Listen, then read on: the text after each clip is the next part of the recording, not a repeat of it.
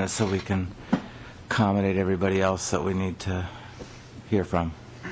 Hi, my name is Jennessa Lea, and I'm a resident of North St. Paul, Minnesota. I'm a 27-year-old mother to a beautiful 7-year-old little girl named Reagan.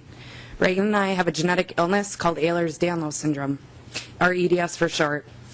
I have as well been diagnosed with the following secondary illnesses: generalized hypermobility of joints, joint pain, arthritis in multiple sites, osteoarthritis in multiple sites, myopia, vitreous degeneration of the eyes, variant migraines, muscle weakness, neuropathy, vitamin D deficiency, Raynaud's phenomenon, degenerative disc disease, depression, and anxiety.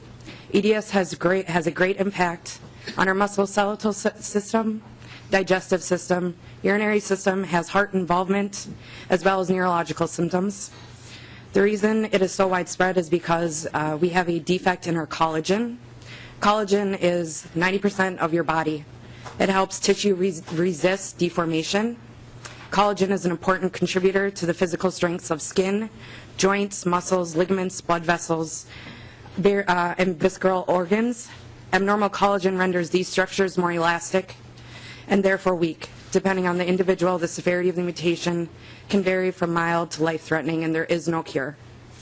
Imagine a life where your joints are constantly popping in and out, yes, dislocating, subluxating, and hyperextending. And every step I take, my knees are go 15 degrees past the point they're supposed to. My ankles, wrist, fingers, SI joints, neck, elbows, shoulders also hyperextend, subluxate, and dislocate daily.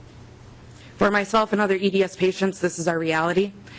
As you can imagine, the simplest of tasks become not so simple.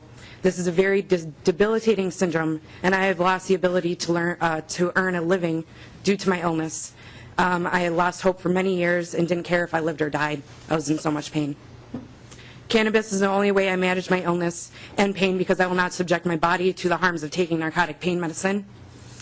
No one can realistically live a good quality of life being on long-term and high-dose narcotics, in my opinion, and my life experience. The decision to only medicate with cannabis was one of the best decisions I made for myself.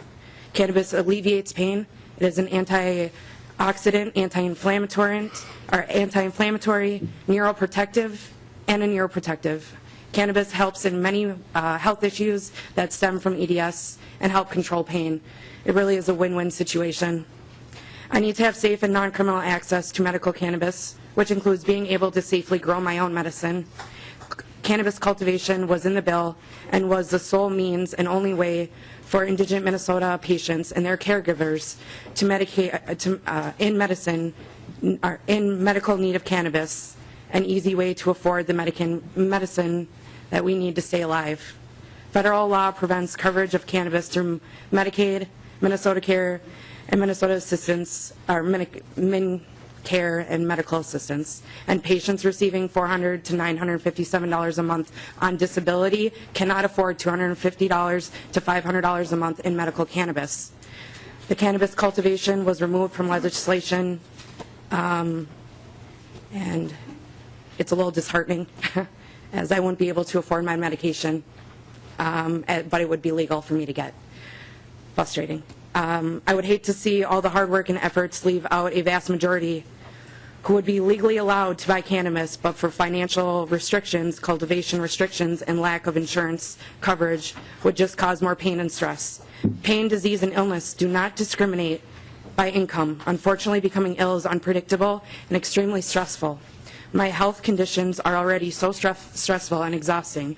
Do we really need to cause more pain and frustration to those who are suffering? I ask you, please add Ehlers-Danlos syndrome to the qualifying list of illnesses that are covered under this bill so we are protected patients, as well as the ability to cultivate and grow our own medicine. I understand people's concern for cultivation in your own home, but I believe that we can come to a compromise on this, like other states have. I know that I wouldn't jeopardize my lifeline, that is cannabis, to try to grow mass quantities to distribute.